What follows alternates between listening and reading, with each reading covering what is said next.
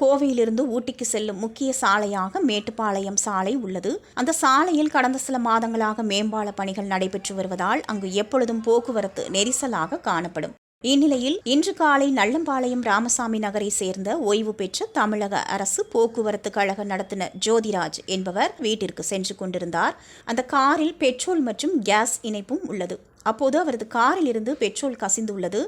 இது குறித்து சாலையில் சென்ற மற்ற வாகன ஓட்டிகள் அவரிடம் கூறியுள்ளனர். இதனையடுத்து பெட்ரோல் தீர்ந்துவிட்டது என்று கேஸுக்கு மாற்றியுள்ளார். அப்பொழுது லேசான சத்தம் வந்துள்ளது. திடீரென காரின் முன்பகுதியில் தீப்பற்றி எரிந்ததைக் கண்டு அவர் உடனடியாக காரில் இருந்து கீழே இறங்கிவிட்டார்.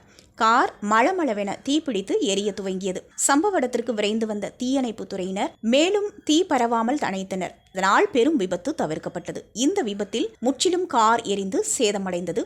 பெட்ரோல் மற்றும் கேஸ் இணைப்பு உள்ள கார் நடு ரோட்டில் திடீரென தீ விபத்து ஏற்பட்டதால் அந்த பகுதியில் சிறிது நேரம் பரபரப்பு ஏற்பட்டது.